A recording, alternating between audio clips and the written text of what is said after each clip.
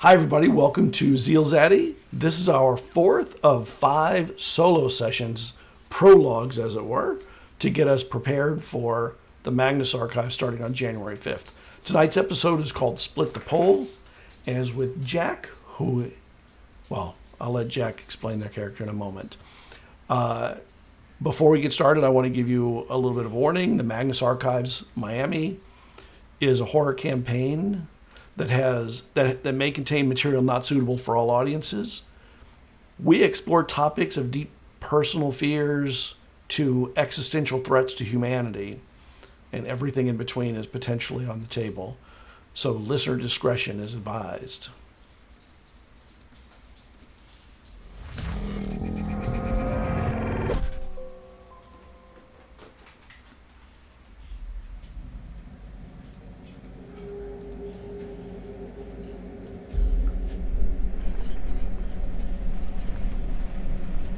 Yep. Just a second.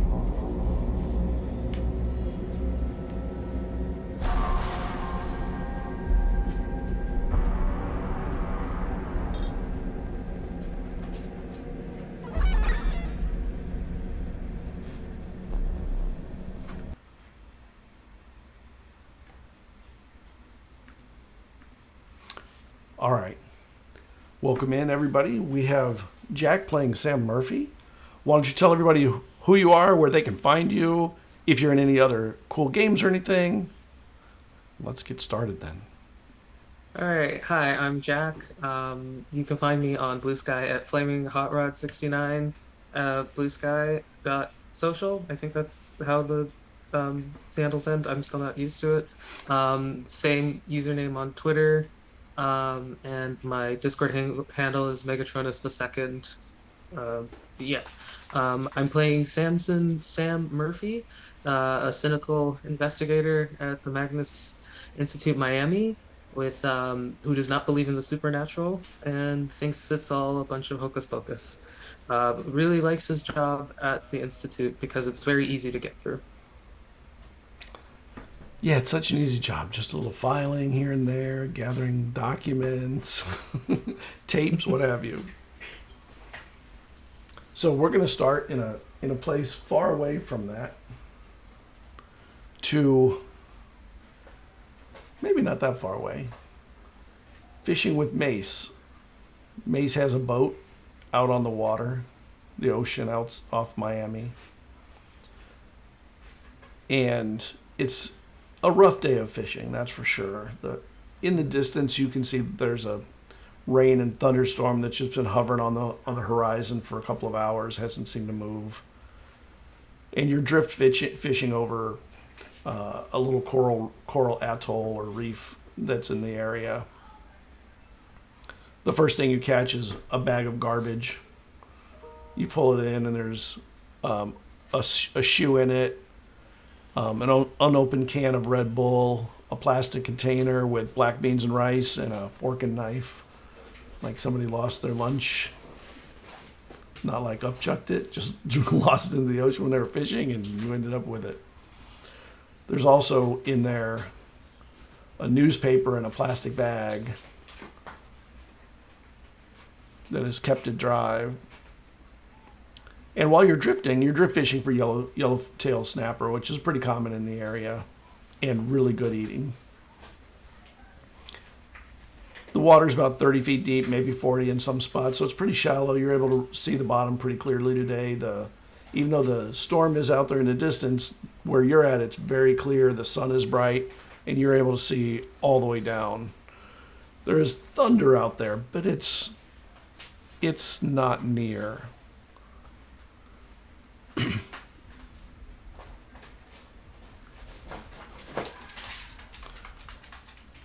Can I look at the?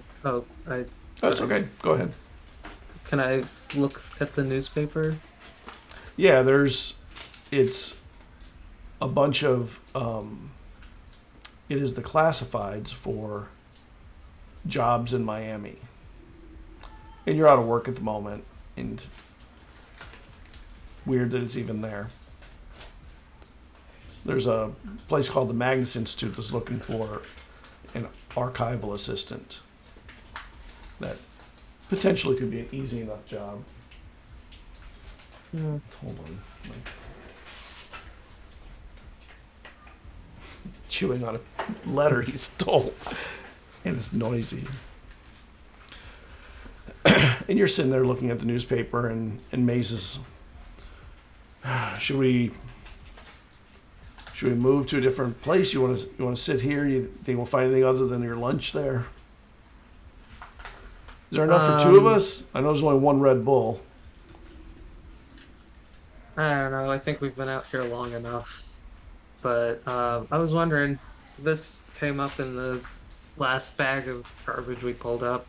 Do you know anything about the Magnus Institute? I've heard the name somewhere. I don't know if I know exactly what they do.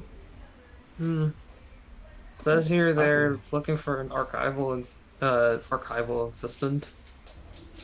Well, that seems like a job that would bore me to tears. You might love it though. Give you time to do whatever else you want to do, because you do that you can do that while you're sleeping. More or less. Also, it's a job, I suppose. Says in the classified that they file and investigate the supernatural and esoteric. I don't know how I feel about that. You can keep them all in check. You just look at everything and go, bullshit, bullshit, bullshit to everything they drop you. Yeah, I could do that. Might be better than going back and waiting tables. Everything is better than going back and waiting tables. Everything. I'd rather deal with a ghost than some angry Karen asking why her sunny side up eggs have yolk in them. Yeah, that's true. I can't imagine there's Karens in a Ghostbusters facility. Probably too spooky for them. Yeah. What is that? What's, And he looks over the side. what does he see? Does he tell you? The boat's been sort of drifting a little bit, very slowly. I think there's something under the water there. Hold on, grab that snorkel and mask. Sure, I do that. Pull the lines up. I don't want no fish in there. You want to jump in too? Grab two. We'll go down. We'll look. Throw the anchor too. Not? Let's throw the anchor. I don't want to be drifting no more if we're gonna go in the water. All right.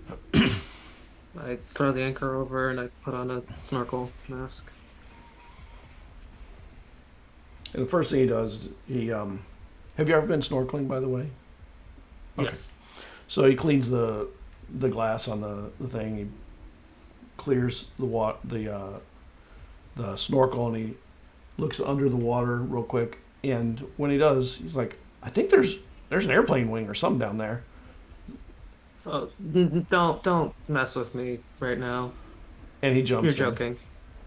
All right. I clean my goggles. I put them on, and I peer in first. I'm not going to jump in right away, but I peer in to see if he was messing with me or not. It looks like there's an airplane wing under there. It's got barnacles and stuff on it, like a wreck. Oh, okay. I come out the water for a second, like, okay, he wasn't messing with me. And then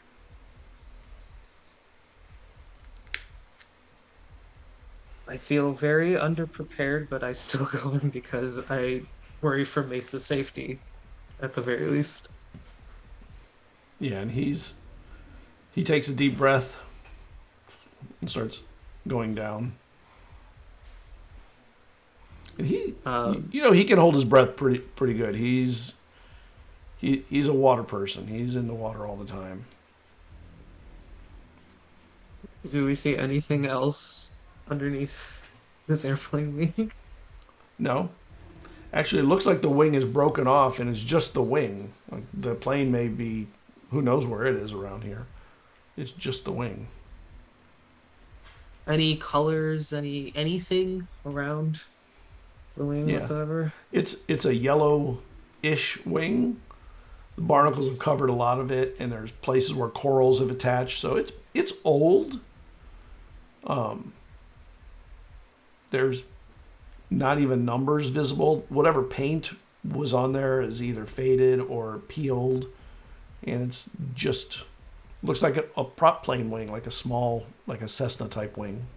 Oh, okay. That's still He weird. comes up after a little bit.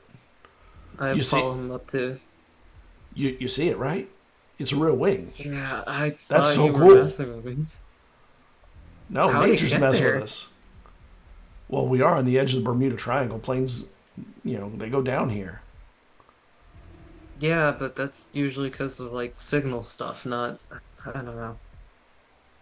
Yeah, that's true. Ha! And he takes a deep breath and he goes back down.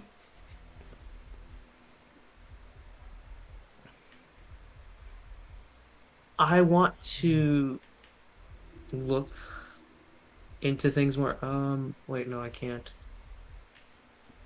I wouldn't have brought my laptop with me on a fishing trip, so I will just make a mental note later to look up planes that go around nearby if there's been any plane crashes, because it's strange. Like, yes, planes fly over, but if this was recent, it would have been talked about on the news or something. Yeah, it doesn't look recent. It has barnacles take a Mm. long time to build up underwater. Same thing with corals for sure. When this has to be Really old. decades old.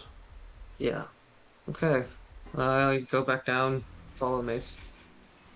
And he's poking around in there, and there's he gets cut trying to pull out a spiny lobster, which are common lobsters here. They don't have claws, but they have really long, kind of jagged edged antennas that they kind of push you away with. Like, Oh, I can't really talk underwater, but I point at it like, yeah. He gives you a thumbs up.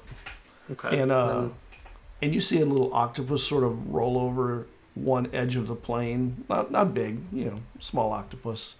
And then it kind of ducks back under. And he starts to go back up. He needs another breath. I go up with him. And when you get up, he's like,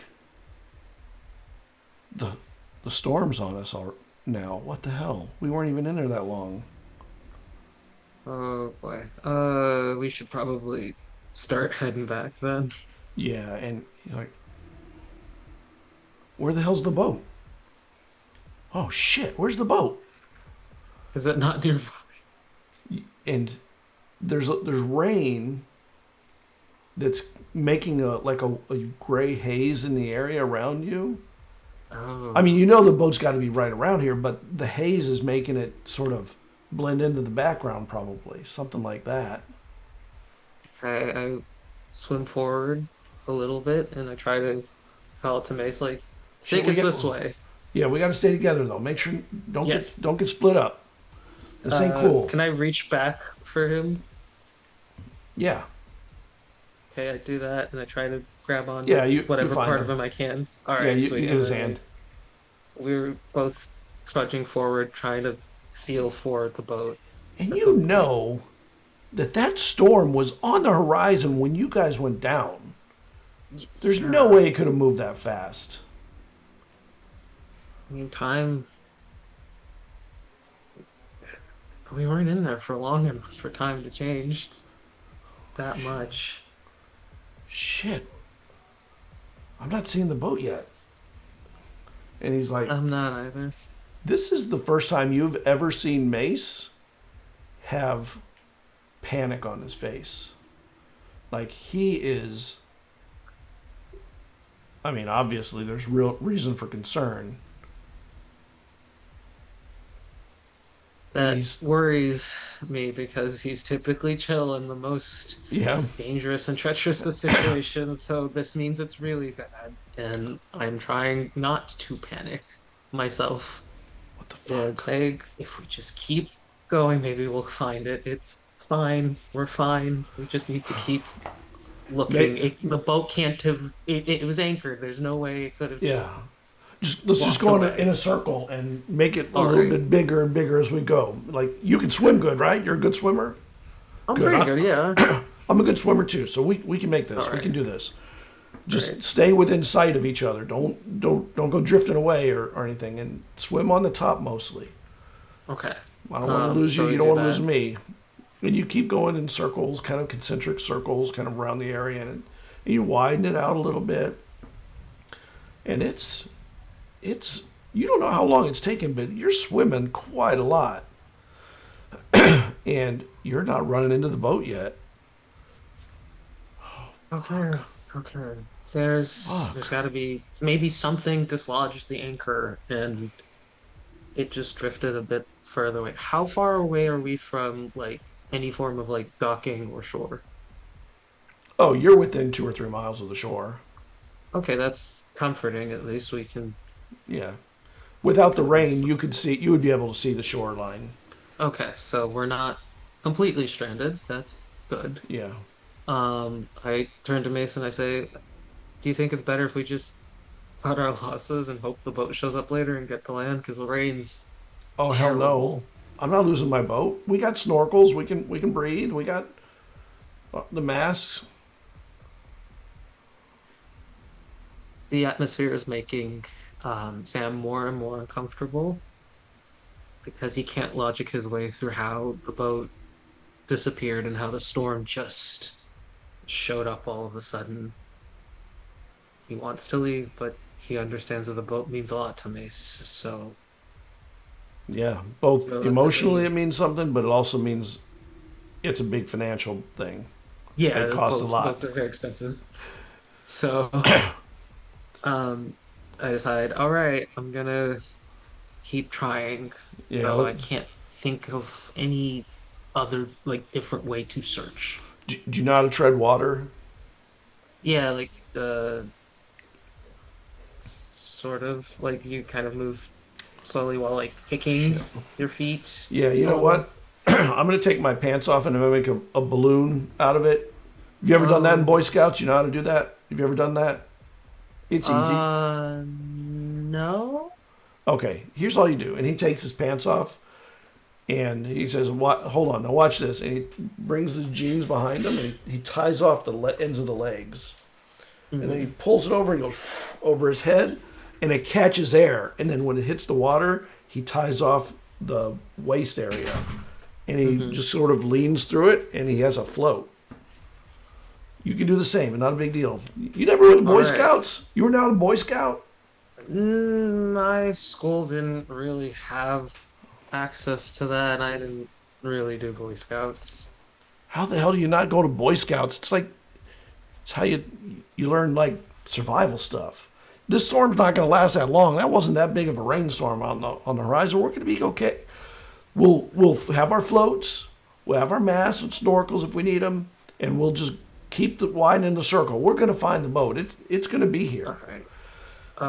I do the same thing Mace did with his pants with mine, Okay. and also have to make another mental note of I will probably need to get new pants. Yeah, you will. Because I don't think mine will survive this. And he's he's going in the circle, Mhm. and you're there for a while, and then the storm starts to slowly. Oh, it just stopped. I didn't mean to stop. Hmm. It slowly rolls away, and you see the boat way out a certain distance. All right. Good Like, news, oh, there it Mace. is. There Found it is. it. Oh, It's just so far away. yeah. And you feel something brush across your leg. Oh, All right, let's go. hey, Let's what go. is Come that? on. Something touching. I'm gonna look real quick just to make sure it's not something I should be worried about. And then I put my snorkel in the Look water. under, and there's a uh, a plastic bag, like a grocery store bag, just brushed past your foot, past your leg. Oh, You all nothing right? special about it. No. Nah, it's just a plastic bag. Gross. People What? should stop And littering. while you're looking at it, you see kind of a shadow against the sand of the bottom. Okay. Come on, let's go. We gotta get to the boat. What does a shadow look like? A fish form of some kind. It's silty here now because the storm kind of stirred up the water, so it's not clear like it was. So it's more like a shape that you saw is all. All right. Moving. Move forward with Mace to go get the boat back because I'm very uncomfortable already. I would like to get on land and be dry. You all right? You look like you saw a ghost. Kidding you about that. And he punches your arm. Yeah. I just want to get out of here. Yeah, let's go. Let's go.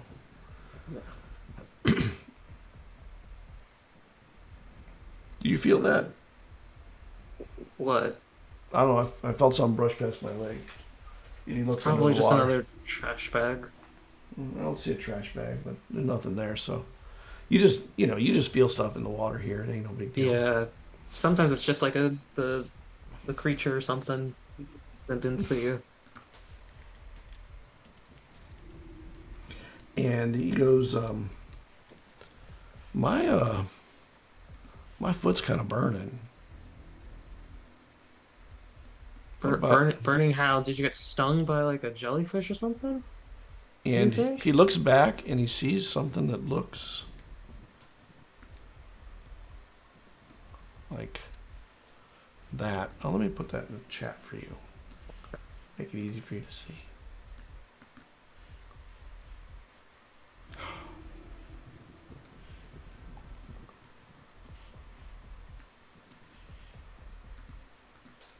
Oh, and he's like, "Oh, shit! I think I got stung by a man of war. Shit! Oh, Let's get to the boat. The worst kind. How close are we to the boat? You're within a few hundred yards at this point.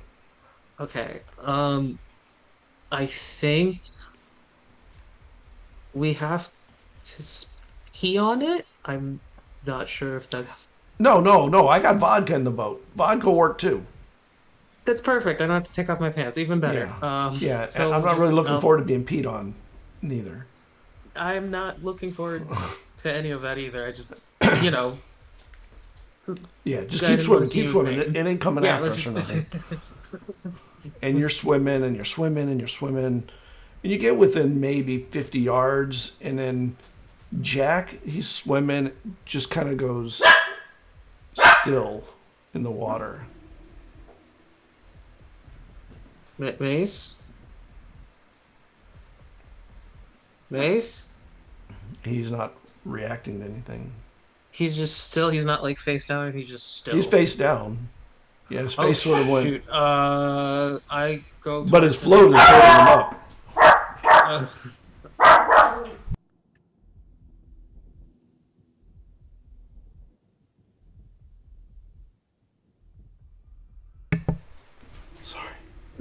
Okay. I go towards him and I try to like put his body or his arms around mine. The floaties is actually the best thing you got because it makes them not that heavy.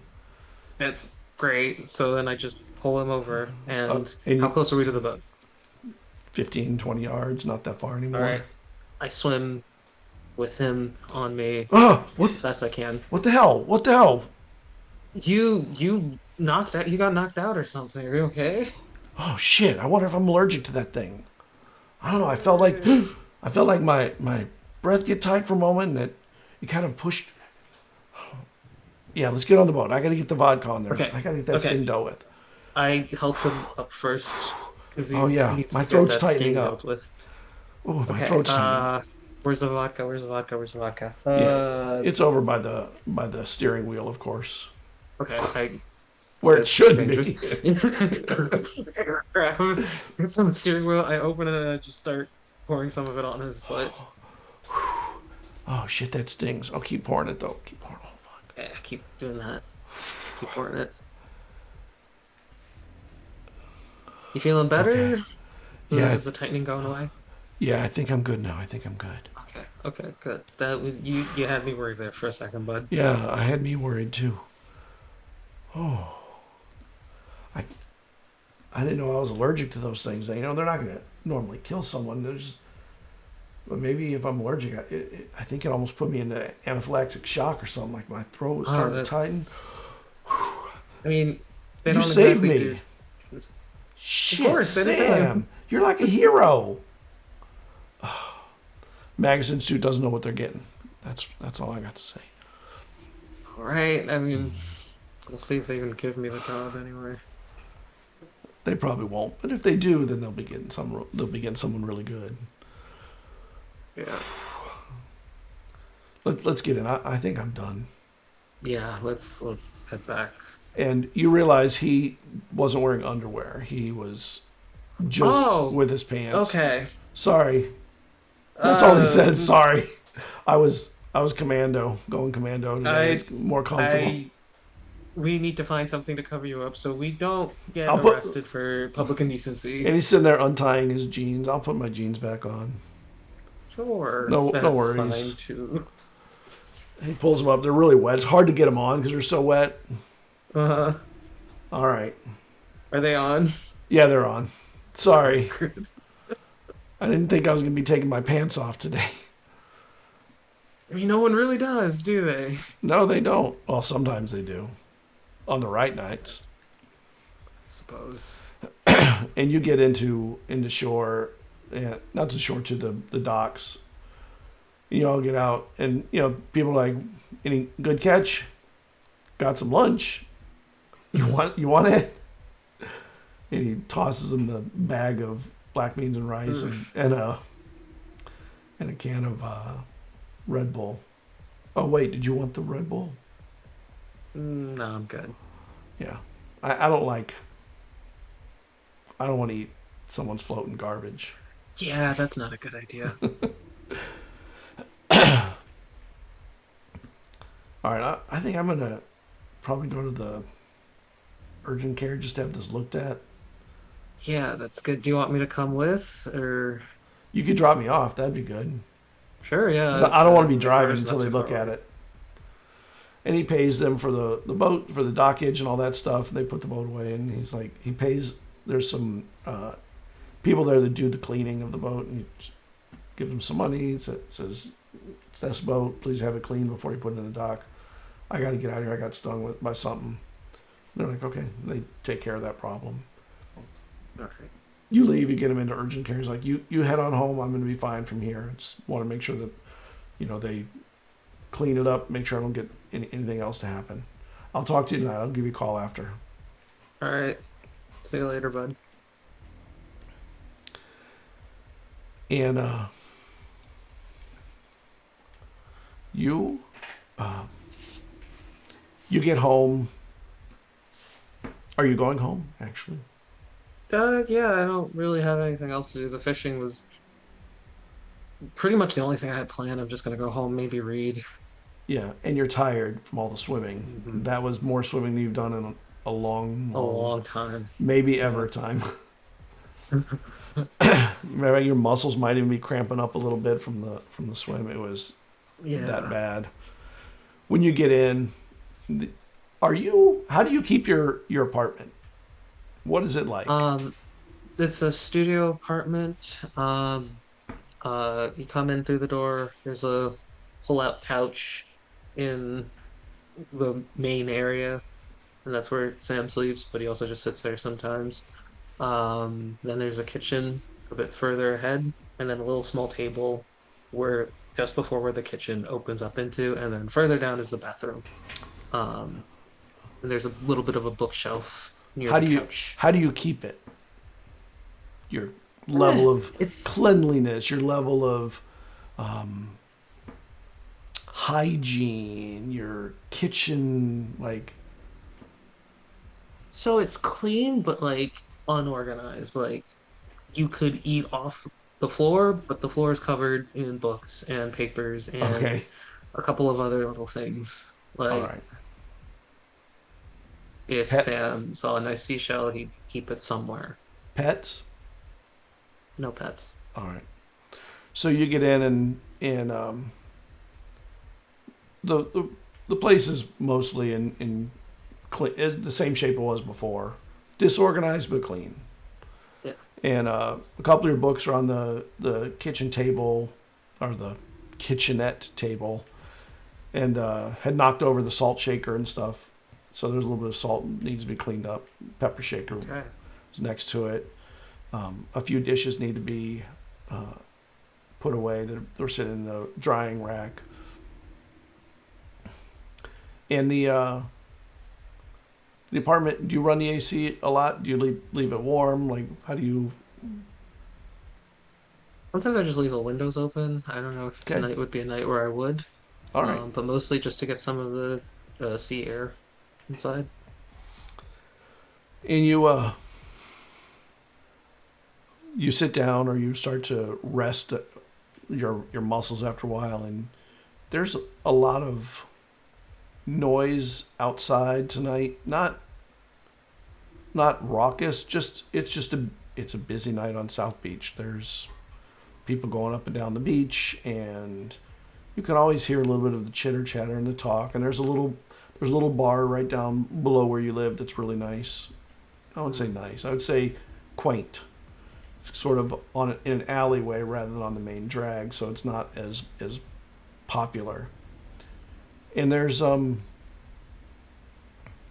a person down there when you're sitting there. You can see down with red hair, kind of going into the bar. Is the red hair familiar to Sam? I mean, the last time you saw someone with red hair like what you're imagining was when you were really young. I don't know, could be. A couple women with him too, going in. He's dressed nice.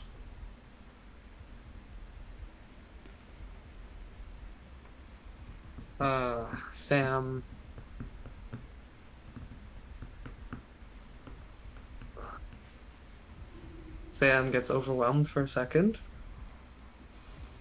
Tries to figure out what he should do. Because if they're familiar in the way he thinks they are, that's not a good sign. But he doesn't have the energy to start a fight about it.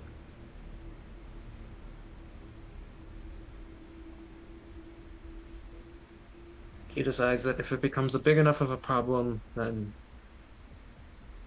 he'll go do something about it. But if they're in the bar, that's not too close to him right now. Yeah. So he just closes his window and lays on the couch, trying to not think about it. And you wake up the next morning in the same place on the couch. I don't even remember falling asleep, do I? No. Okay. But it's morning. You can see the sunlight starting to push in. Okay. I guess I'll go make some breakfast, some cereal in the kitchen. All right, what kind of cereal do you like? Sam likes those cornflakes, the original Kellogg's flakes that don't have sugar on them at all. Okay. He will add a little bit of his own sugar because the Frosted Flakes are too sweet. But he has a specific level of sweetness he likes. Then he pulls up his laptop and he wants to do two specific things. He wants to look up the application for the Magnus Institute. Okay. And he wants to look at plane crashes that have happened around the area where him and Mace fish. And the plane crash is a known crash from 25 years ago. You know, the wing segment is there. The body segment is like 300-400 yards away, and it's become a dive site. Like, people know where it is, and they like to dive it. But you're not a diver, so you didn't know. So we probably missed it the whole time we'd been fishing there. Yeah. Okay, and Magnus Institute website, their application. Very simple site. You fill in the information that they ask for. They do ask for a lot of information, but it's very linear. In fact, it looks like you could do it as easily on the phone as the computer, or maybe even easier on the phone. It's just and when you finish it up, it takes a little time because they do ask some complicated questions. What kind of questions? Questions like, hold on, I want to get to one of the ones. What makes something paranormal? Oh, okay, interesting. For that, I give a typical definition Right. from one of my world religion classes that I took Yes. in undergrad. You know, I'm not going to go over all the questions, but there are a lot of odd questions. Okay.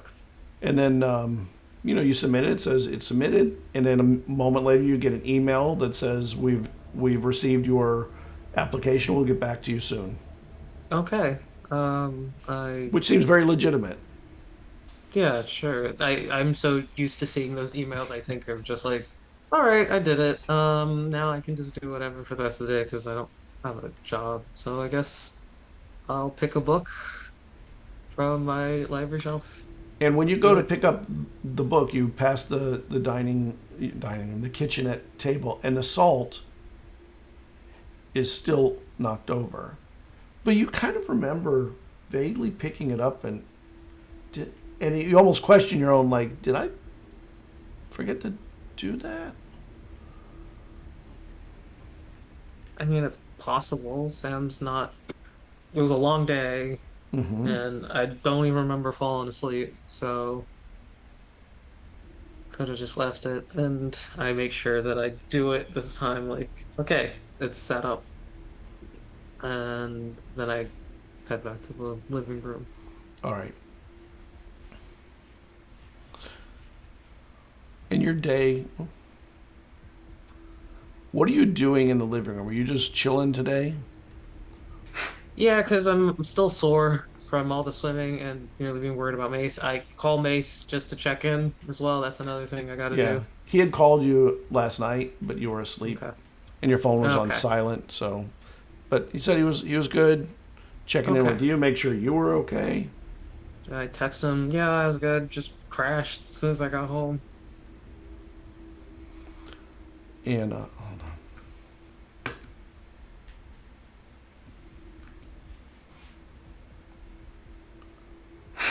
My mouse is being bad.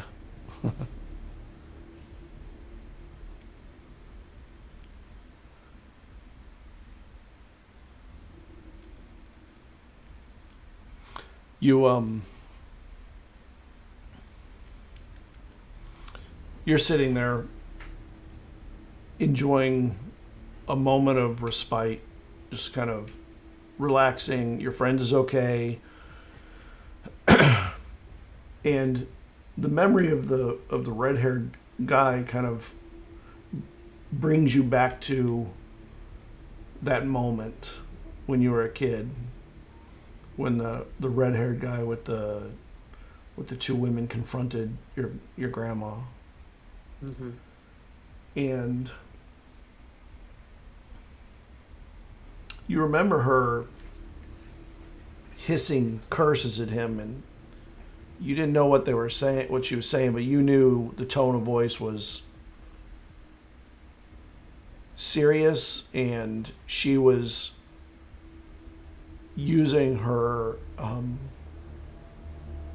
what she believed were her powers to protect you and protect Yeah. the house. And one thing that kind of dawns on you that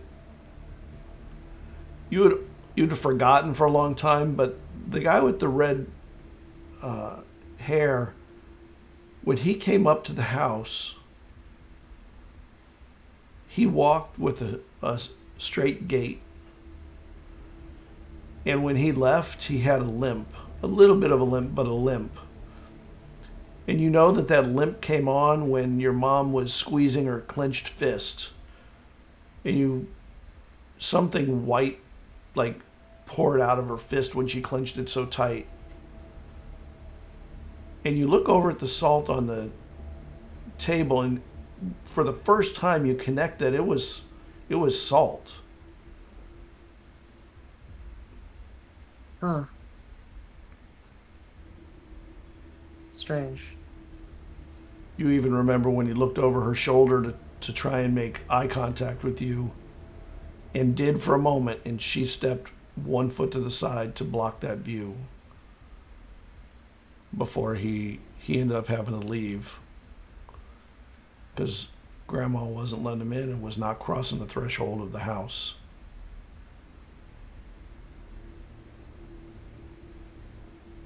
I wonder why she was holding salt. And what happened to that man's leg?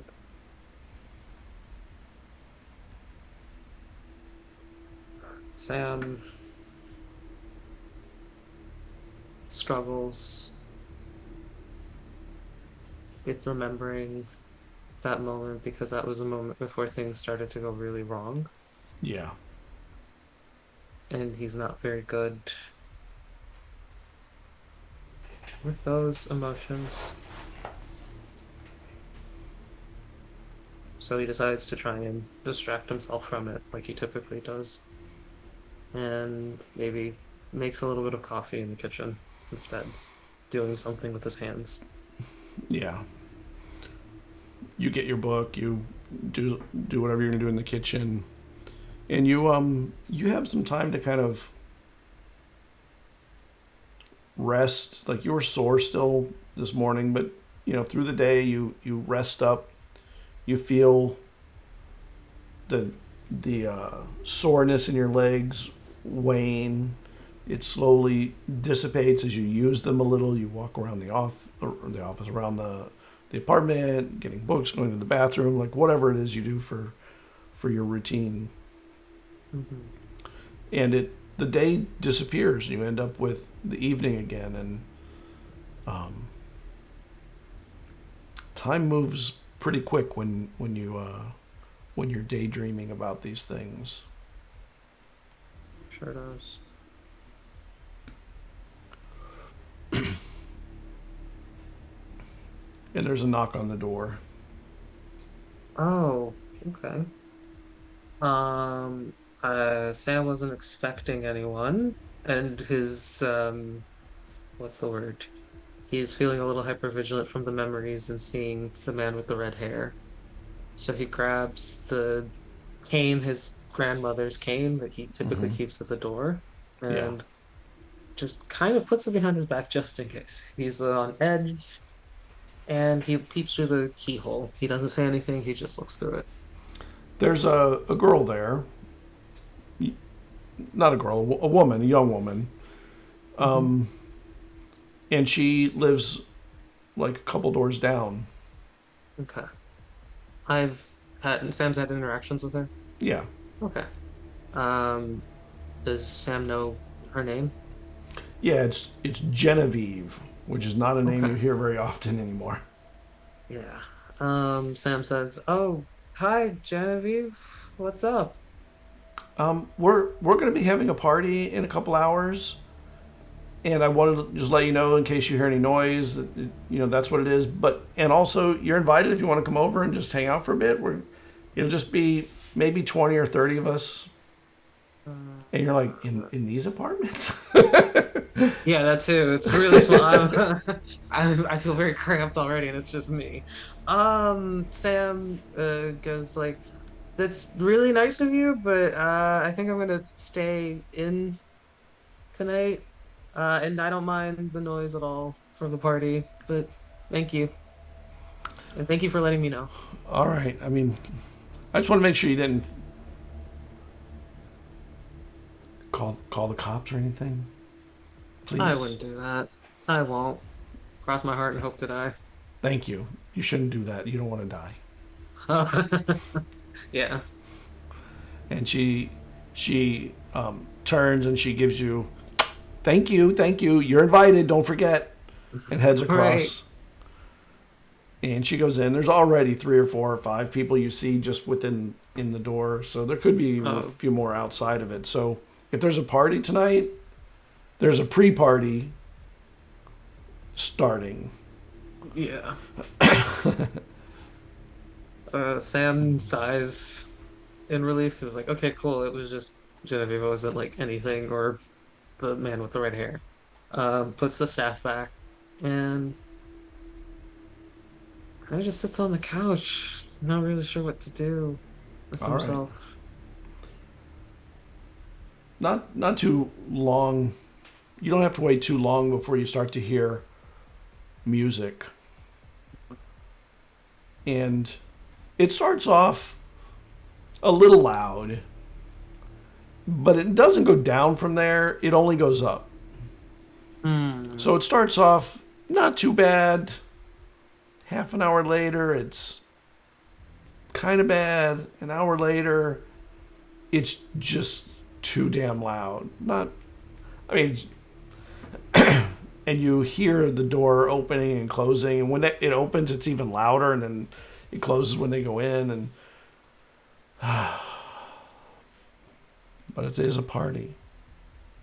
Sam tries to ignore it for a while, and then it gets too much, and it starts to get him a little overstimulated, so he's just like psychs himself up to be able to talk to Genevieve and just be like, hey, just turn the music down a little bit.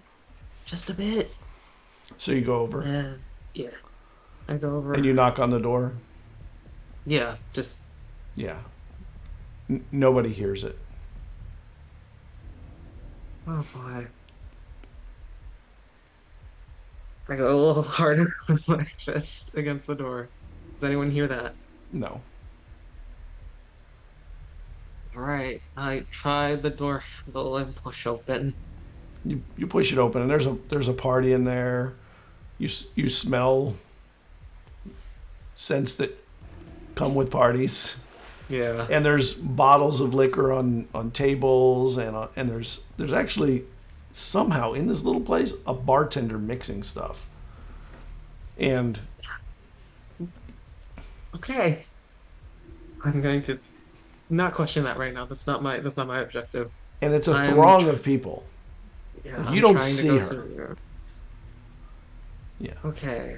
The lights are flashing probably. There's music that's loud and feels off discordant. Sam is trying to navigate that and starts to sort of like not quite have an out-of-body thing, but just goes into autopilot of I need to find Genevieve, and tries to mute out all the general sensory stuff around him while looking for her, just moving through the living room and trying to squeeze in through the kitchen, trying to see who, if she's nearby.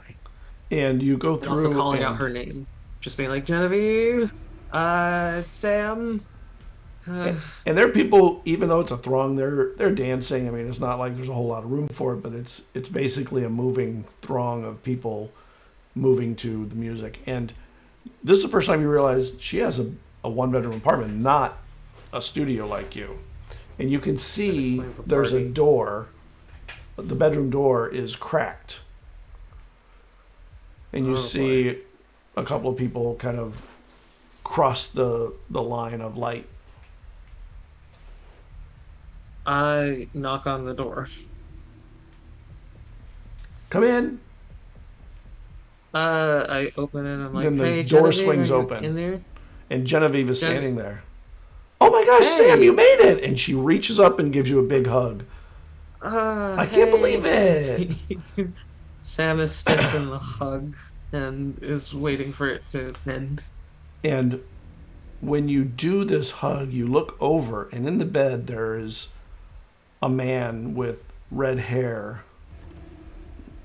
Mostly under covers, but he's sitting there, he's smoking a cigar. Sam Murphy. And there's a couple of women getting dressed over in the corner.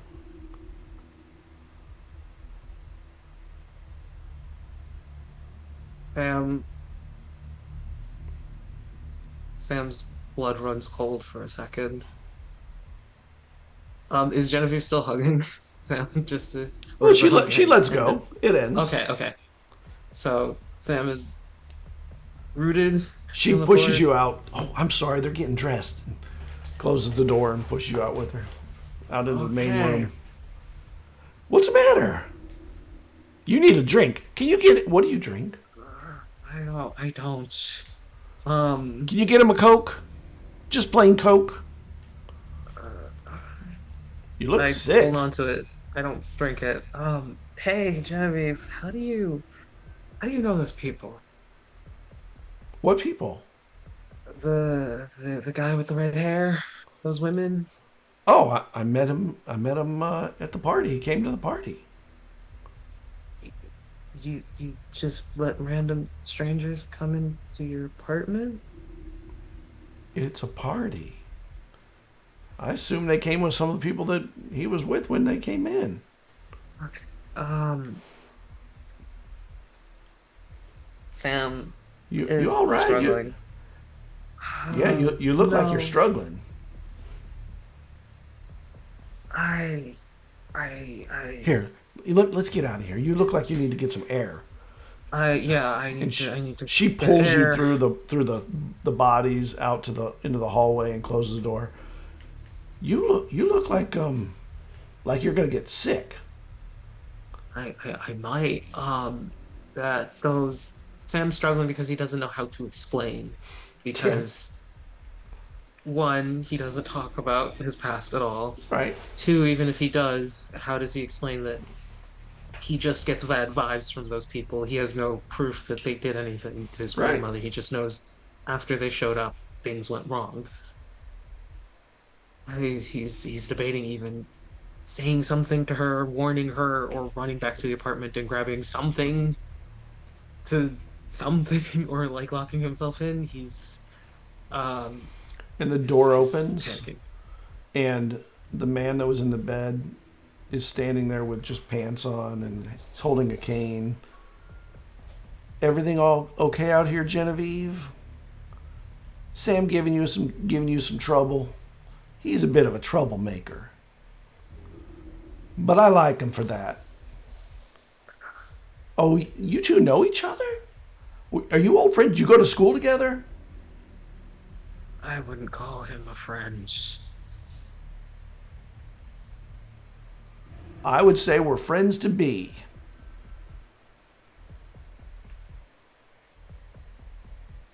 Sam, I'm going to send you my boo tonight. What do you think? Sam bolts for his apartment. This is too much. He just runs. Okay.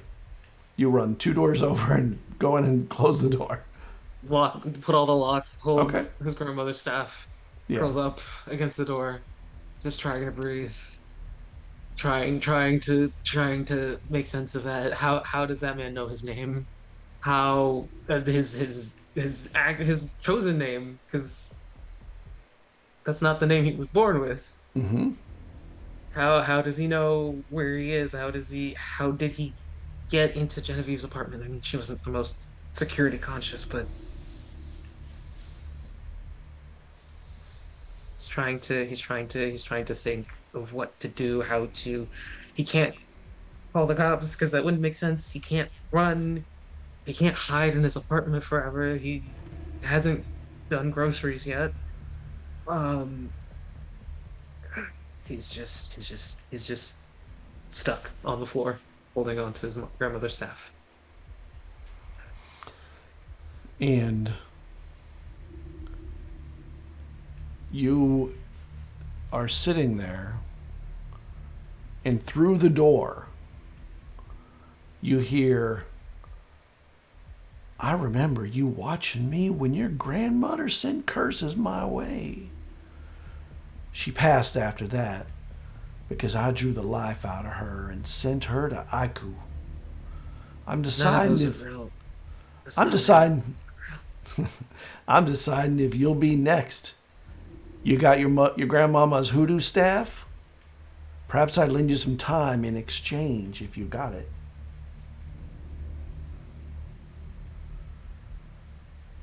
I tell him, listen, I don't know what you're talking about. I don't know who you are. If you do not leave my front door, I have the right to call the cops and tell them you are trespassing. Please leave now. Sam And doesn't actually know if that's true. He's just bluffing, but he there's no thinks response. maybe. You don't hear anything.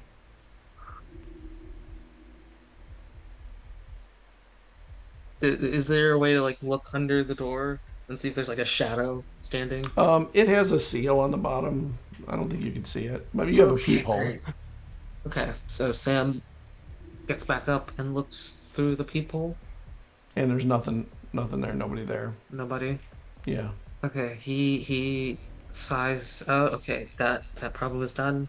He thinks, should I text Mace? Should I just tell someone what happened? Mace doesn't know, but just to tell him, hey, I'm some weird guy is following me. So he grabs his flip phone and sends a text to Mace. And you get a text back. Shit, you got a stalker? D- I guess. Good looking? I don't that why would that be important? Yeah, that's true. The better looking they are, the crazier they tend to be. I You don't want me think to come that's over? even true. You want to come over? Shit. I guess, yeah. I can't be in here alone. I'll be over in 20 minutes. Okay. Just keep it Sweet, locked up. sweet. Lock it up. Yeah, just for extra security, Sam grabs one of the chairs from the kitchenette and puts them against the door just in Okay. case. And starts to like grab a backpack and like put some things like some clothes, books, his wallet, his keys, anything that he finds important, and some of his grandmother stuff just in case. Like her journal, because him mentioning her, he doesn't want the man to have access to her stuff, so he tries to keep as much of it, and then carries the staff with him. And what are you doing with all this stuff? You're Just just keeping it because with you, like together. Are you yeah. Oh, leaving? Mace is coming over. I thought Mace Yeah, was he's taking coming me to over. his place. Okay, so yeah, I'm just keeping them Okay. close by and keeping my eye on things. All right. And 20 minutes later, there's a knock on the door. I It's look me. through the It's me. people. Okay, And it's good. Mace. I pull the chair away, lock And my door, and they'll just like, when he comes in, you see in his hand he's got a spear gun. oh, well, I don't got a real gun, but I figure this is intimidating at least. Nobody wants yeah, to be it's shot by very a spear, intimidating. right? Yeah, you know what? Honestly, that does actually make me feel more confident. And you got a club in your hand. That looks like a good bonker. You can bonk something with that. Yeah, we're good. We're What the good. hell No is one's- that? And he starts looking at it. Uh, it's a fun stick I found a couple years ago. Have you seen? I Have you just really seen? liked it. Oh damn! You need to take a picture or a video of it. Have you seen stick TikTok? No, what's that? Oh my god! People show off the coolest sticks that they found. This would Uh, definitely be a top one. did this require me to get a account Oh on some heck! social media You don't thing? even know what TikTok is. That's right. You have a Facebook or something, right? Yeah. Yeah, I don't think it'll work use it. there. Okay. I could show it on TikTok. I would rather not. All right. I really don't like my business being online. So what do you want to do? You want to come stay at my place tonight? Sam You want me thinks to, about or I'll it. stay here if you want. I can sleep on the couch. Because on the one hand, the man knows where he lives. He's seen him. He's talked to his neighbor. Um, and on the other hand, he doesn't want Mace to be pulled into all of this. He doesn't want Mace to be unsafe. But the spear gun is terrifying and could serve as a deterrent either way. I could sit in that chair right there and aim this right at the door the whole night if you need.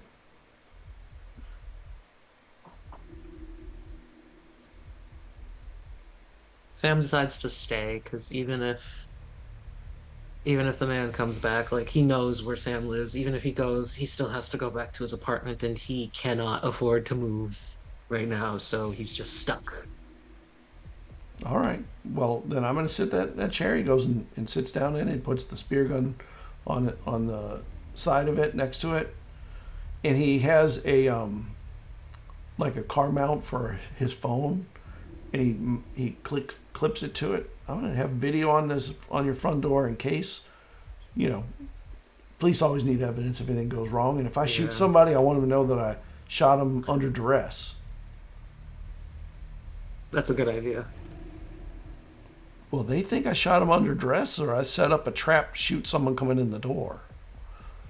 I think I'm going to go with shot him with duress. I think that they would believe that someone breaking in would be pretty obvious. And I guess they could use my texts of calling you and be like, I have a stalker following me. So True that. All right, why don't we put some TV on and just chill out for a bit? And do you have a I TV? don't have a TV. Shit. I don't watch TV. All right. I got books. He goes over to your bookshelf. None of these have pictures.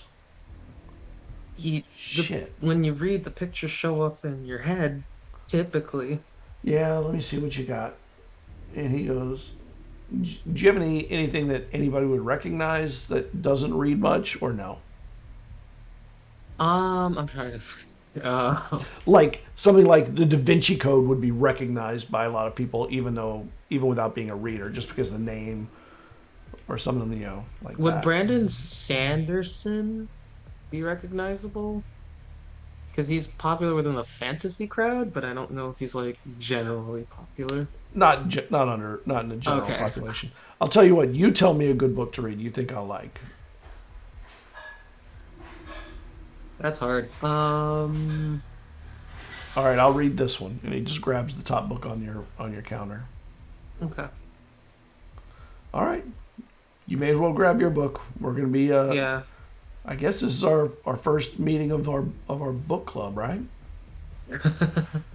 I guess so. Believe it or not, I do know how to read.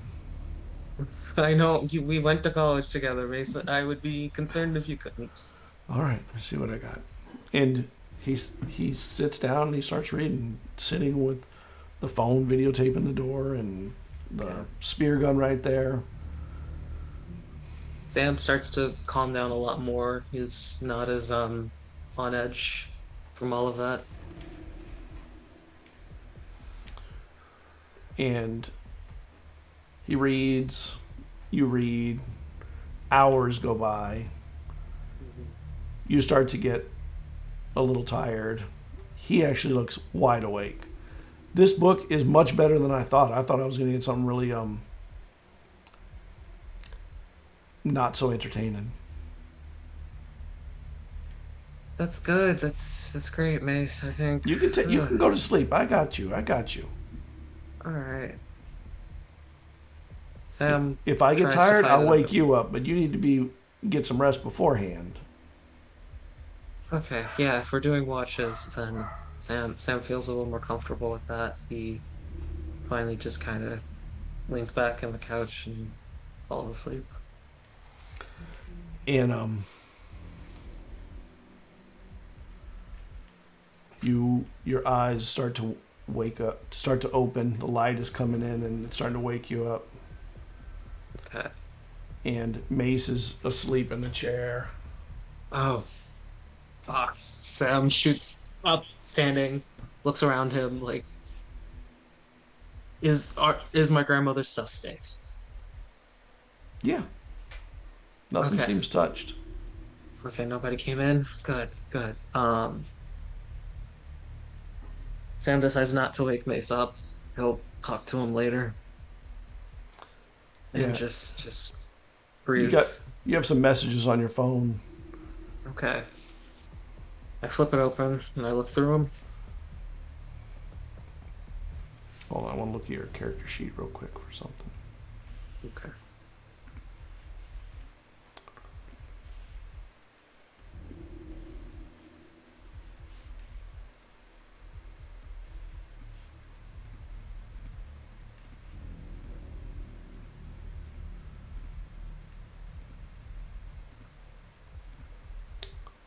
Okay. Can you make me a perception roll? It is against a 4, and you're trained, so it eases it by 2. So you need to roll above a 6. That's all it is. One moment, I lost my D20 again. Okay. I will be right back. I'm so Okay. sorry. No problem. Oh, sorry.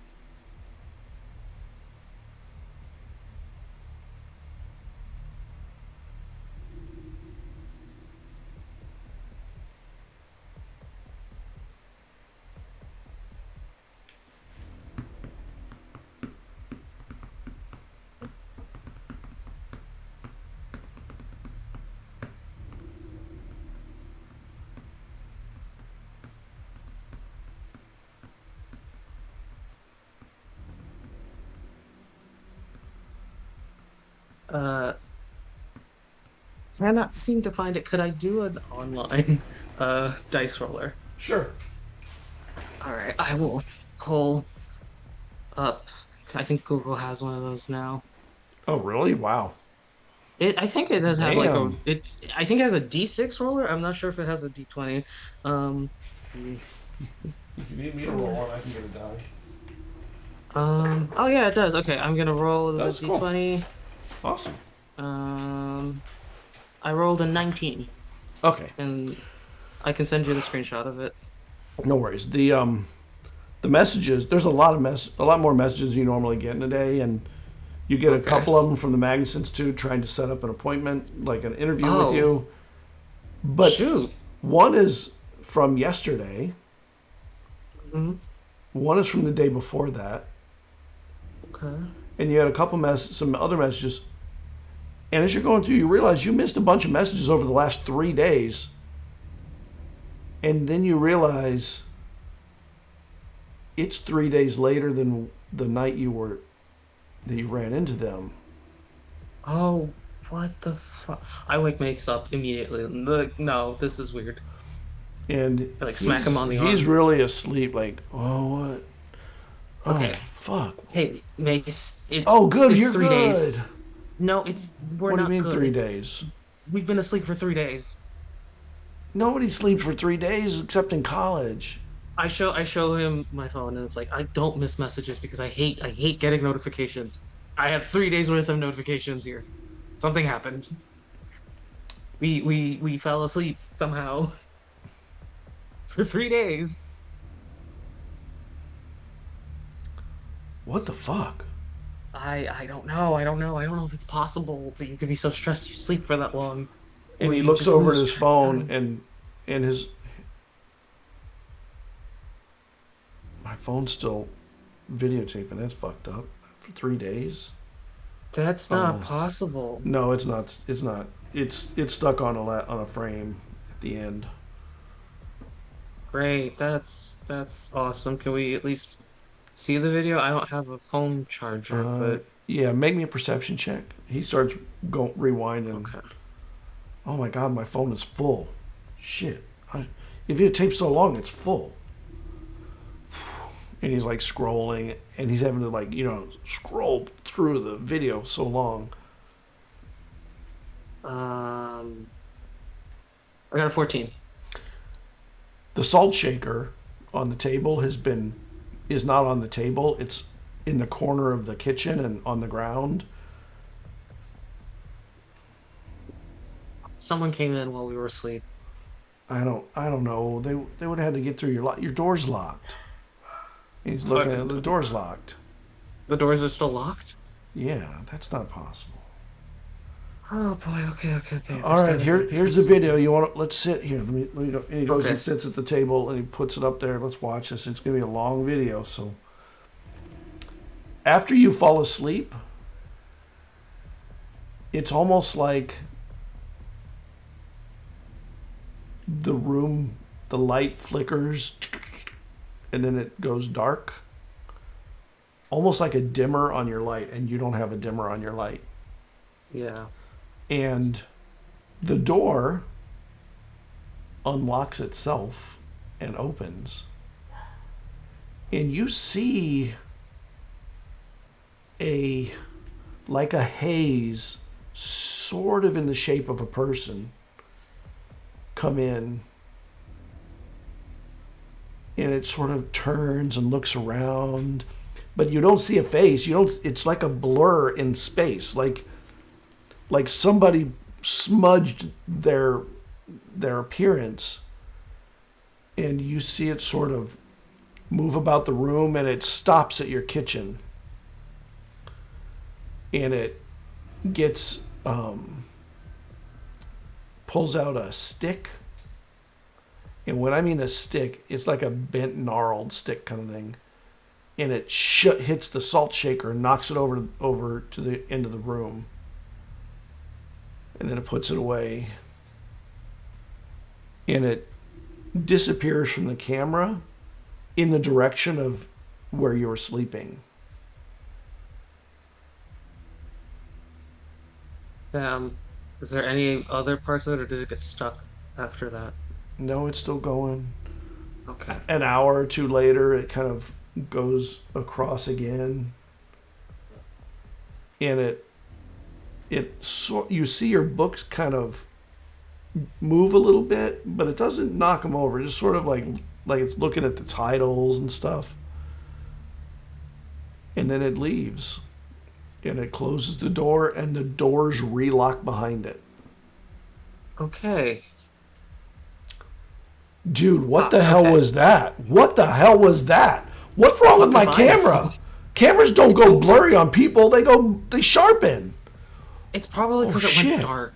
That makes sense. But the door locking itself, that's not right. There's gotta there. Because Sam has one of those like latchkey locks where it's like you slide them in. So that's not like if it were just a normal door lock. Oh, okay, you could say you just did it with a key, but latches keys you can't do it from outside the door. He grabs the spear gun and he like holds it. What the hell, dude? What the hell? I don't know. And then I realized, hey, the thing came towards me and Mace, so I'm like, hey, we should probably check if, I don't know, something happened to us. Your muscles are really weak right now, and Mace looks like he feels, I am so tired, man. I don't know what the hell. I am like weak and tired. It's worse than when we were swimming on the boat. What the hell? I mean, that can happen, if you're lethargic for more than a couple of days, your muscles start losing tone. You look like you lost weight, and he looks like he lost weight too. Sam looks at his hands and his arms. Yeah, it's like thinned out a little bit. Fuck. Does Sam feel hungry in any way or form? Yeah. Yeah, you feel hungry. How could you not?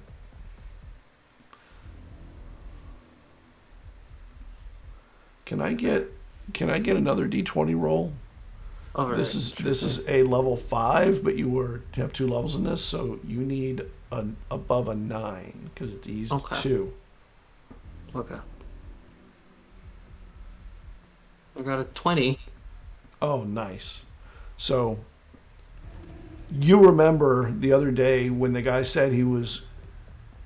was talking to you, he said he's going to send you his boo, and it triggers in your head, boo hag. And you kind of remember from your Gullah Geechee training through your mother that those are creatures that suck energy from you and drain you and weaken you. Maybe that's what he meant, but that would not make sense because... No, that wouldn't make sense. No, it was a cult. There's no supernatural stuff. None of that's real.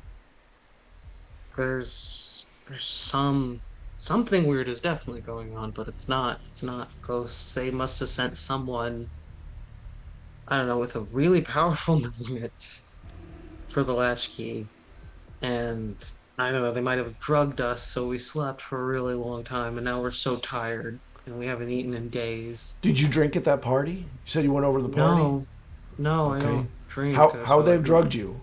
A gas under the door or through the window or something? No. Maybe Nobody the has that person, stuff. maybe he had a tranquilizer gun when he came in. I don't know. Yeah, that's some scary shit. Maybe we should go get checked out and find out if we've been drugged. Sure, sure. Where do Sorry, you go just to trying get to. checked out for drug use without getting Um, arrested for drug use? there are clinics that are pretty quiet about it around, because it's Miami. People party. Yeah. You know they have those places that they give you like like a saline and like energy things intravenously. Do you think they'd be Yeah, able to know? possibly. Maybe we can even get a like. Maybe we can get like a transfusion if we need it. I don't know. I feel really, really Yeah. tired. Yeah. Honestly, I think we need some air. We need some food. Yeah, we definitely should head out for that. I don't have. I think the pork roast I made has probably gone sour since we've been asleep for 3 days. There's a little bodega downstairs. We can get something there. Get All some right. empanadas maybe. Those would be good.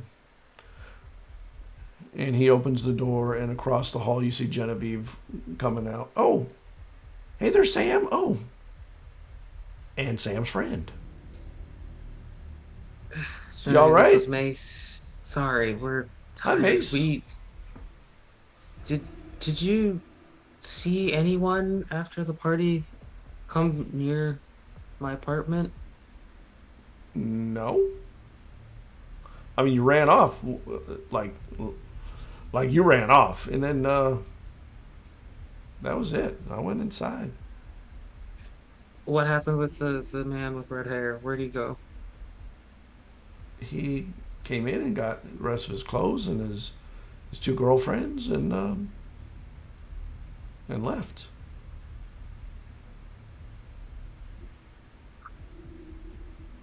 Okay. I mean, you acted like you knew him, so I thought you were friends or something. But from your reaction, you definitely were He's not not a friends. friend. He's he's a weird man. Nah, you couldn't have known, so it's not on you, but yeah. If he comes around again, just I don't know. At the very least, stay away. He's not a safe person. We think he Okay. sent someone to drug me and Mace. Oh shit! We've been asleep for 3 days. And you didn't even drink. No, I don't. You didn't even take a coke. Oh, wow. He didn't seem like that type. He seems pretty straight. He seemed pretty straightforward. Not that guy. Hmm. Anyhow, you take care. We're gonna go get something to eat and get get ourselves checked out. All right. Let me know what happens. If everything's all right. We will. And then we head out of the apartment building. Okay. And she goes in. As she was heading out, she heads down the stairs with you. And she Okay. goes. Okay. She Go has slow. a moped. She uses a moped to get around South Beach. So Okay. she unlocks her moped, gets on it, and heads away. And you and Mace are standing there. She's cute. She's Not like like at least that. 10 years older than us. Yeah, but not like that. I mean, she's just cute. She seems bubbly, fun. Okay. That's fair. That's a way to describe Genevieve. All right, let's go. You go to the bodega, and there's empanadas in there of different kinds, and some beef patties, and you know, easy, simple food, but delicious. Sam And grabs a couple, and then he yeah, goes to the back. I think he might try to get an iced coffee, even though he doesn't really like the cold. He figures he'll just have it iced this time. and Mace gets a coffee, maybe a latte or something. Said, oh, honestly, a couple of bananas and a latte, that may be the best breakfast I can think of right now. Wake us up, fill our bellies, and get us going. You have your food, and he said, all right, let's go get checked out. Okay. He goes, I know where there's a Quest diagnostics. They do drug tests. Okay. Let's go there. All That'd be right, better so than those other places. how far is it? Is it walking distance? Yeah, almost everything on South Beach is walking distance. Okay. It's yeah, you walk a couple of blocks, and you go in, and you have to wait a while, but they bring you in and they. Oh shoot! While we're waiting, I remember because I got my cell phone. I send a text back for the appointment for the Magnus Institute because it's like, okay, this is the first interview I've had. Like, yeah, sure, I'm hired, but I need employment at the very least. What do you send them? What message do you send them? They're trying to get a meeting with you on Friday. Today is Wednesday. Okay, so I got 2 days. Yes. Okay. With everything going on, I send a text saying, "Hi, so sorry for the delay in responding. I had a few complications in my personal life that I needed to sort out first. Ooh, I don't want to make promises that I can't keep." I tell them that Friday might not, I can try to make Friday, but if Monday is available for timing for an interview, and I thank them for the opportunity, and I send that off. And about half an hour later, you get a message back. Monday will be fine as long as it's early in the morning, Okay, well, 9 a.m. all right. And an address is sent. The address is sent. Okay. So that means I just got to wrap this up by the weekend. Awesome. And you get your drug test. They said they'll get you'll get your lab results in 2 days. Okay. All right, so I think you need to go get your stuff. You're gonna come stay at my place for the next couple days till we know what happened, till we get the drug test. What do you think? Sure. Seems like they can get in anyways. Might as well be safe. Oh no. What? Sam typically remembers to lock his door, but in the state he's in now, he worries he might have not done it. But does it matter if they can unlock his door, even when it's locked on the inside? It's just like, you know what? Whatever happens, happens. Because clearly they could have gotten in and taken anything anyways. We got to go back and get your stuff anyway, so I'll go in first, and I still have the spear gun. Perfect, yeah. So we head back. You get to your apartment, and you go in.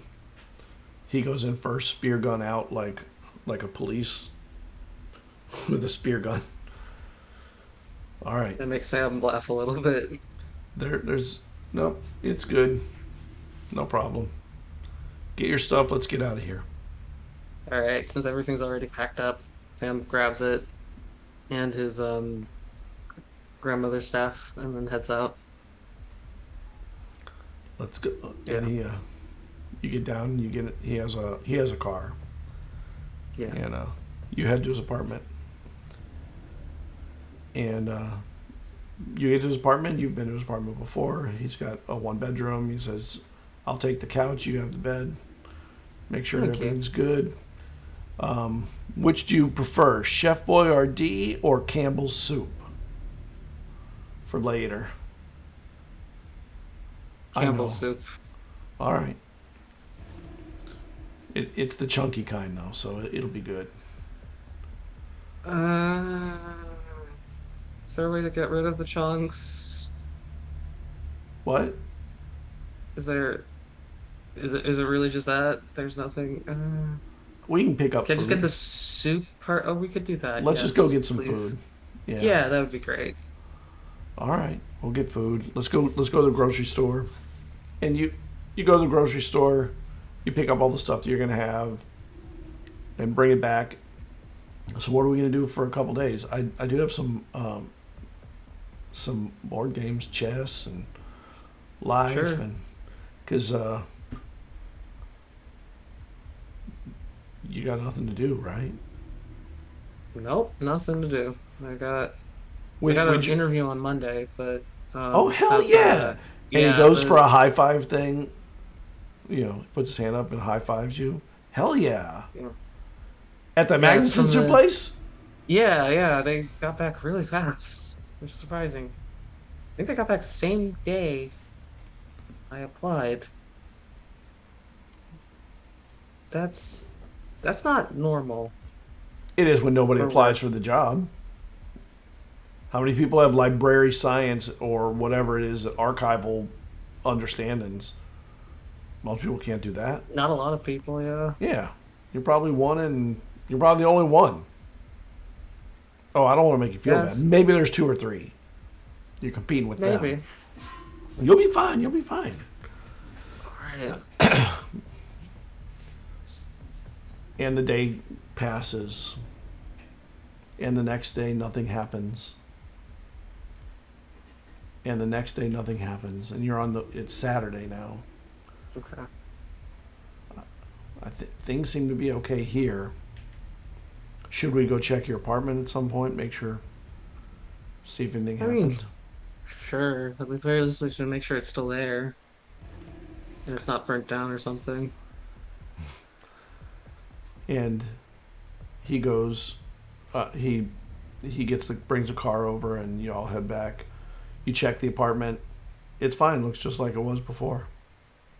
Okay, nothing moved out of place. The salt shaker didn't get moved even Nope. further. Nope. Weird. How are we feeling? You're getting your energy back after a couple days. You've been able to eat and get hydrated, and you're back on your feet. The weakness from 3 days of not eating is gone, or drinking. Did we get our blood tests back? Oh yeah, you get your blood tests. You are not drugged. That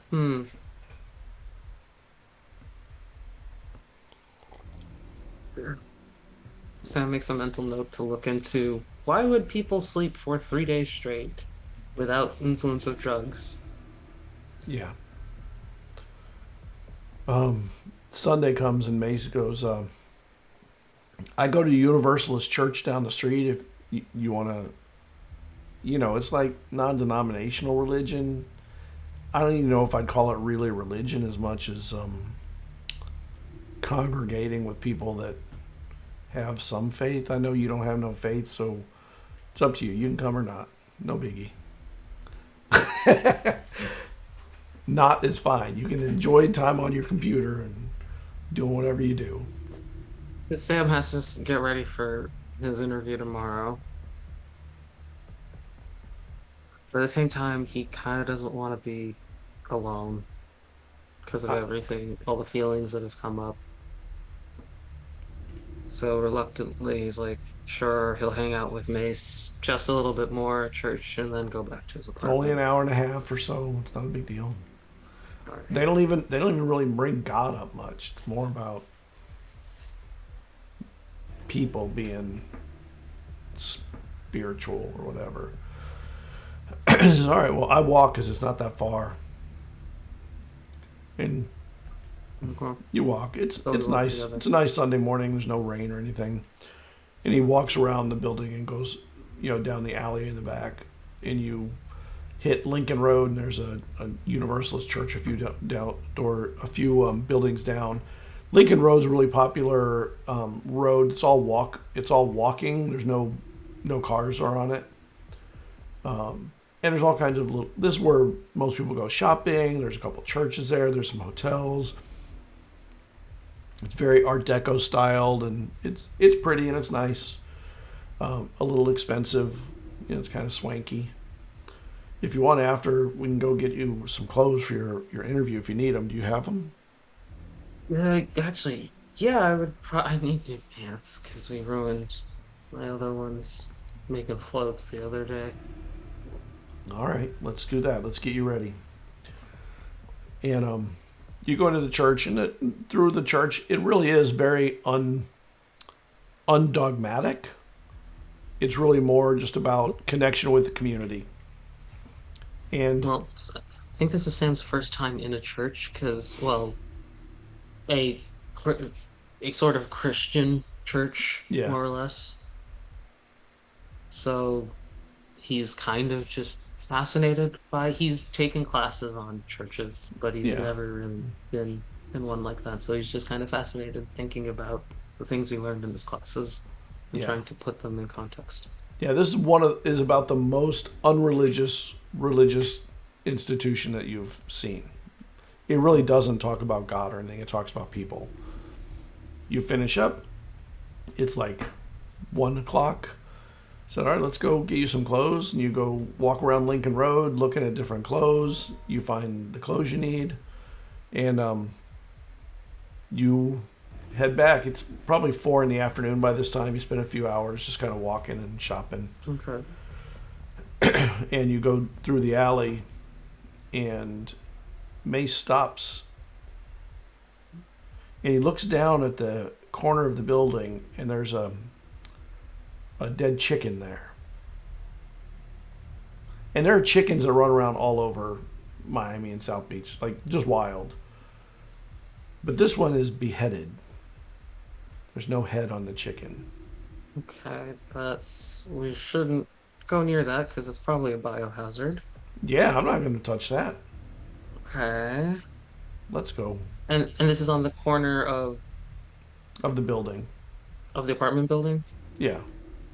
Okay, okay. All right. Sam tries not to think about the implications from his past and keeps it moving. And you go into the apartment. He goes, all right, I'm going to start making some lunch. You can try on your clothes, make sure that, I mean, you probably tried them on. You need to get ready for your interview. Mm-hmm. And he starts making some dinner. It's early. It's not really dinner time. People in Miami eat at like 9 is dinner time, 8:30. Oh, wow. Yeah, it's pretty late. And he's got a TV. He actually turns the TV on, puts on CNN or something for a while, or MSNBC. Mm. Nothing that really interests you is on the news. It's mostly politics and dumb stuff like that. Sam just opens up his laptop and looks up the Institute one more time just to get familiar with their what they do and how they operate and think of different kinds of interview questions they'd ask. Well, you don't find anything about how they actually operate. You do find a Reddit forum where people talk about having given something called statements, which is them taking audio recordings of people telling their story about paranormal events. And they're all like, they almost feel like it's therapeutic to be able to do it, to say it after you've had a moment, a really scary thing happen. And most people don't know, I mean, nobody knows anything about the actual operations. All they know it from is from giving a statement. As I said, sometimes they give statements to you in their office. Sometimes they will come to wherever you are if for whatever reason they choose. Sam but wonders it's if pretty this is secretive. Like, you don't see a lot of information about them. Sam wonders if, like, from the statements are the types of things he collect, and he tries to see if there's any information about what the content of the statements are, like what people talk about. in their statements? People say that they go there, somebody takes them into a room, says, my name is whoever they are, and then they say who you are that is giving the statement, what you do for a living, age, all that kind of stuff, and then you talk. And all this time, a tape recorder's running. They gather it up. They might ask a few questions, but for the most part, they seem to really be gathering stories more than anything else from the outside. What they do with it after that, no one seems to know much about.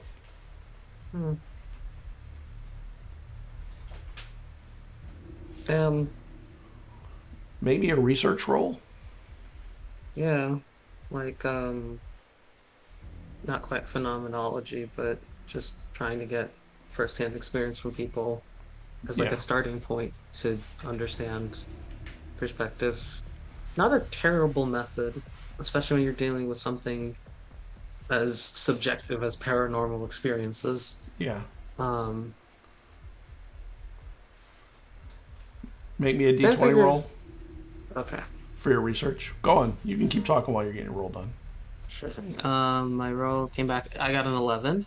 Okay. And Sam thinks he could still do this. This is just collecting information and categorizing it. It doesn't mean anything outside of that, even if they're actually trying to research. Sometimes you research to disprove your theories, not just to prove them. So, Deep in the Reddit forum, you find one post that catches your eye that's interesting.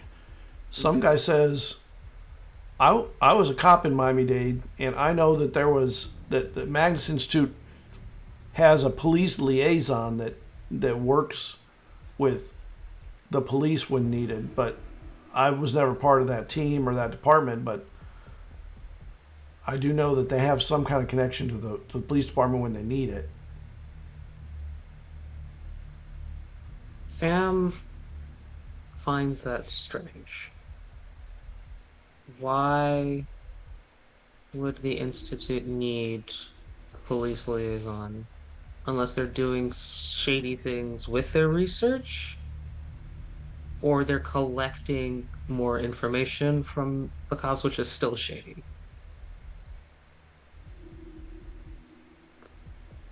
Sam is starting to reconsider his application, but also he needs a job really bad. He wonders if he can negotiate not working on that side of things. If he just doesn't know about it, it's none of his business, and it's less of a bother to him.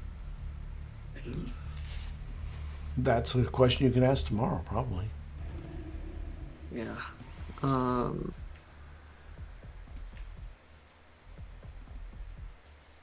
does Sam see anything else, or is that a wrap for Institute search and stuff? Nope. Sam, hmm. Sam thinks about the last few days. He doesn't know the man's name. He wouldn't know what to look up even if he really wanted to. So he shelves that idea. Yeah. He decides to check in on Mace and see if he needs any help or if food's done. Yeah, you like shrimp scampi, right?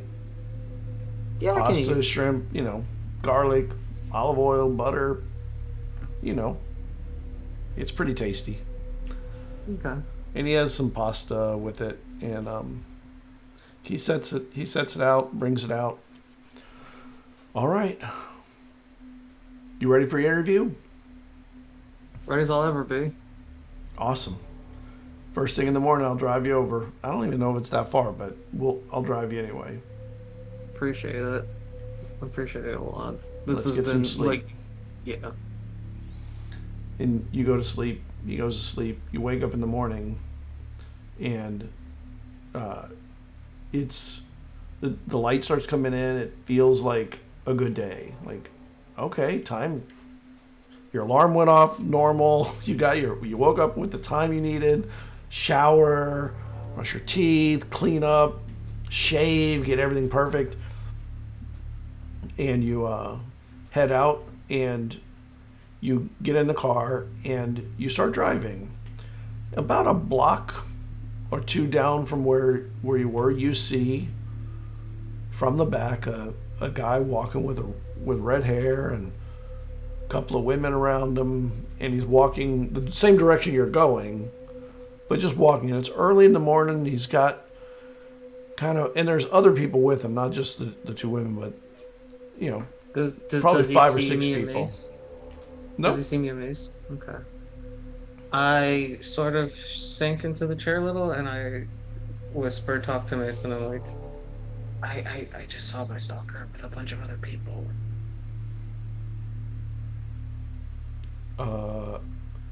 and he stops the car where? Just a few blocks down. I think you should stop. I think you should just keep going. And Okay. like Sam is like crouched really low in the And he gets chair his so that he's phone, not. and as he's driving, he gets into the left lane, and over his shoulder he runs video. He videotapes it. All right, let's see who they are. What the hell? And you drive past them, and you stop at the light. He takes it out, and he shows you that him. With the red hair, yeah. That's him. Well, when you look at it, because he got the front of him, not the back. Mm-hmm. Mm-hmm. It's not him. It's just another person with red hair. It's like a little bit different his hair. You know what? I'm probably just stressed. It's nothing. But he has red hair. I guess that's a point. That's a identifying feature for next time. Yeah, well, you know what? Don't let the stress get you. You have an interview to do. Get in there, Mm-hmm. kick some ass, and be done with this stuff. Get your job. And he drops you off, and it's at a place called Edsel's South Beach Hotel and Offices. It's at third floor. Look like an institute. Okay. Sam goes in, heads up to the office. Well, as you're walking over, the first thing you notice is this is an old Art Deco building, or some like Art Deco-ish building. And you get in, and the inside is just beautiful, like ornate woods, gorgeous furniture, and the elevators have that like gate that pulls in front. Oh, so really, really old. Yeah, and only 2 of the 6 elevators are operational, and one, it says above it, is staff only, and then this one. Mm-hmm. And you press the button, and it comes down, and the doors open, and a man with a little bow tie and gloves opens the gate for you. Which floor, sir? 3rd, please. He presses the 3rd floor, and he closes the gate, and then the door closes. You go up to the 3rd floor. He presses the hold button, opens the door, and opens the gate. You've never actually seen an elevator operator. He presses the button, and the elevator closes, and he's gone. And you're on the floor, and it splits into a couple of different ways, 2 different ways, and the offices are off to the right, the right. You go down, and then you get to a door in these offices, and it has a very tiny little sign that says the Magnus Institute.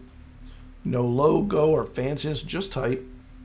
Very simple, very clean, very tasteful even.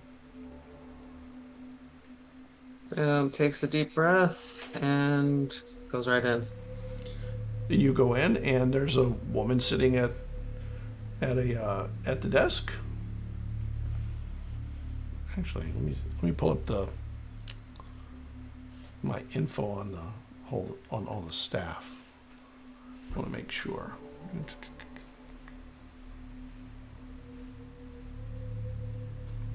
Yeah. May I help you? Hi, my name is Samson Murphy. I have an interview today at 9. Yes, we've been expecting you. You'll be Sienna will be out in a few minutes to get you. You can have a seat. Okay. All right. Sam sits in. What kind of chairs are these? They look like pretty fancy chairs, maybe with a '60s flair, like a 1960s style, Okay. kind of cool but All comfortable. right. Well Okay. made too, like really high quality. Sam takes a seat and waits. And at 8:59 and a few seconds, the doors open behind the the woman, and a woman comes over to you. She puts her hand out. Sam, Sam reaches out and shakes it. Nice to meet you, I'm Sienna Huxley. Sienna Huxley. Yes. Nice to meet you too. Come on in. And you go in, and there's a lot of archival boxes and floor to ceiling shelves that it looks very well organized. She says, "Come on in. Let's have a seat in the meeting room here." And you go to the meeting room, and you go through a whole interview. Like she talks all about all this stuff. She says, "Now I do have a few questions that are a little not what you normally run into in your typical interviews because we don't do typical things here." I saw your response to what makes something paranormal, and I gotta say, very textbook. Is that how you These are see it? more or less. You know, a lot of studies have been done into this, and most of them conclude that a lot of it is subjective, sometimes pushed in through people's beliefs or past biases, as well as cultural influences as well. Do you think people can sense the paranormal? Possibly, but in the sense of like confirmation bias, not necessarily as a actual sense.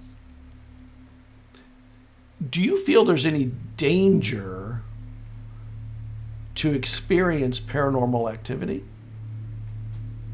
There can be danger once it becomes, in a sort of a cult-like manner, can become dangerous. Where, for instance, praising a deity requires a sacrifice of some large and probably unethical kind, or exposing children to unsafe behaviors. Do you believe in spirits, No, monsters, no. unexplainable creatures? There is possibility for those, but it's due to the fact that, for instance, there are certain species underwater we don't really know what they are because we don't have the kind of equipment to see what they are. UFOs?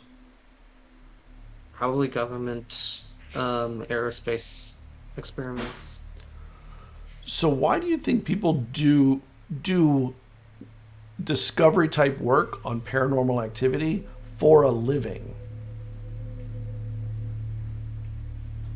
Well, people are drawn to believing into something, and investigating those beliefs has appeal. I believe it's a similar phenomenon to like the true crime uh trends in podcasts and videos online. Um, there is also some people who find comfort in knowing that the supernatural is out there, that not everything, that there could be some explanation for the things that we don't see, the things that go bump in the dark. Okay. So you're most definitely a skeptic. And Yeah. I have always found that a skeptic on the team keeps a team in check. It keeps the research tighter and better. It points out flaws that get in the way of that help get rid of biases. Like I don't want people with confirmation bias on an investigation. So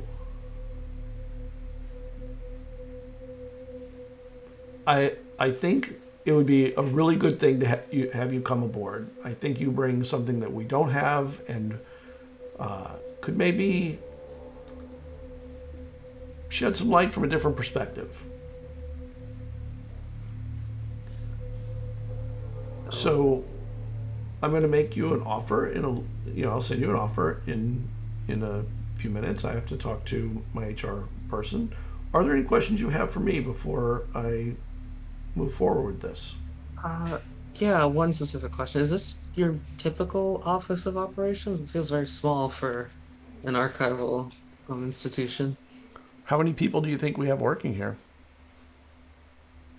From the size of this place, maybe 10, 12 people total?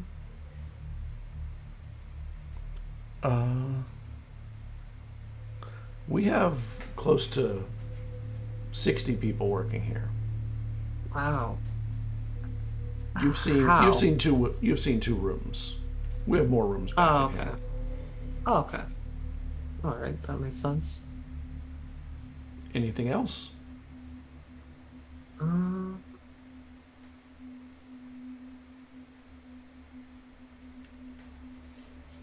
Most of this work, I'm assuming, from what I have seen from precursory research, is collecting statements from people.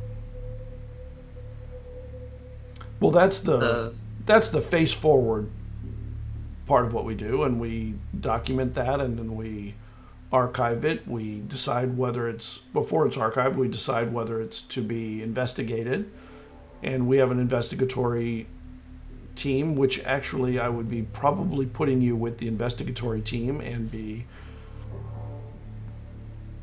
involved sometimes in field research, not just in office. Okay. If you'd be interested in that. I can definitely do that, yeah. Okay.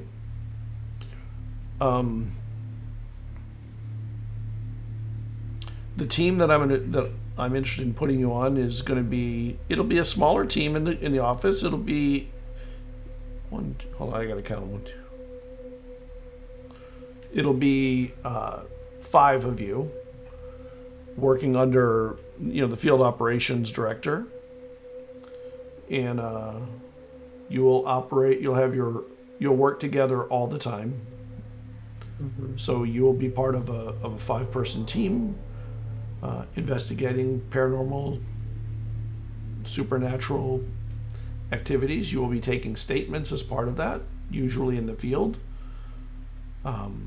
You'll be trained in how to take statements, of course. What we're trying to get together and the information we need. How easily are you spooked? Not really. No? Okay. Because we can't have anyone panic when they're on in an investigation and dealing with a paranormal entity or something. And she laughs. Yeah, that makes sense. All right. And she goes, give me 1 moment. I'll be back in a few minutes. Okay. She leaves. She comes back with another person, a man. This is Matthew Cusack. He's the head of our HR department. We're going to make you an offer now, and you of course have a little bit of time to think about it, take it into consideration. We're looking for somebody to start in about 2 weeks. If that is not going to work, we can extend it to as much as a month if necessary. On your application, it said you were living local, so that makes it a little bit easier. I suppose you don't have to do any moving, so that's nice. And she pulls out an envelope, and she pulls a sheet of paper out, and there's an offer sheet on it. I'm not going to get into numbers, but you're like, it's a decent living. It's not going to make you rich, but you'll be able to feed yourself. You'll have a little bit of extra money, and it'll be good. Okay. I Sam doesn't want to seem terribly desperate and doesn't take the offer immediately and says, I'll look at it, and then if I have any questions I'll let you know. But I am leaning towards taking this position. Would you like to see a little bit of the offices? Sure. Let's go for a walk. And she walks you through the offices, and there's like a little HR area, and there's only like one or two HR people. And there's accountants. There's an accounting team of two. There's three. An IT team of two. Office development, two people, but you don't necessarily know what that is. The administrative assistant, that was the person in the room you saw. Legal and compliance, and they have a lawyer as part of the team. Legal assistants, law enforcement liaison, law enforcement compliance, regulatory compliance, legal research, that kind of stuff. Archives management, and there's all kind. I mean, you thought you saw a lot of archival stuff there. There's a room that just is ridiculous. And she goes, "This is our problem room." And she opens this door, and it looks like a garbage mound of tapes and boxes and documents. The hurricane that came through last year damaged our offsite archives. And these are archives that have not been input into the system and need to be we need to sort them and figure out what's in them because we don't know. That'll be part of your job will be handling this with other people, of course. Okay. And like they literally have it looks like a Wall-E style mound of junk in a room, in a pretty big room, and they've scooted it away to make pathways to get to different parts. That's our room of shame. We feel very shameful that something like that happened to us. Oh, it happens. I mean, you know, you lose your sight, you lose track of things, and it's a pile. But it's not impossible. It'll be very difficult, but with a bit of a good system, this could be done in a couple of months or so. And she finishes showing you around. There's actually two nice courtyards that are open air that look out over the ocean, and there's palm trees in the building that are in them. Really nice walkways through. You finish the interview. She walks you out. Thank you very much. I hope to see you in a couple of weeks. Sam puts out a hand and shakes hers once more. It's like, thank you. You'll definitely be hearing from me soon. She has a good, strong handshake, by the way. And you head out of the building. The elevator doorman, brings you down to the first floor, and you leave. And when you get out, your friend Mace is standing out there. Well, I got an offer, so looks like I won't have to be scrounging anymore. Hell yeah. I got a job. Thank God. Oh, I'm so happy. Dude, we got to celebrate. Food. Sure. Yes. Yeah, let's get some food. I was kind of starving in there. And he takes you to a restaurant he knows that's kind of off the beaten path. Very nice. You finish eating, and across the street, you see one of those women that was with the red-haired guy. And she's just sort of staring across. Now, you know that the window you're in is mirrored. You saw when you came in, so she couldn't see you inside. And then from around the corner, he comes with the other woman, and they just start walking down the street. Away from the restaurant? Yeah.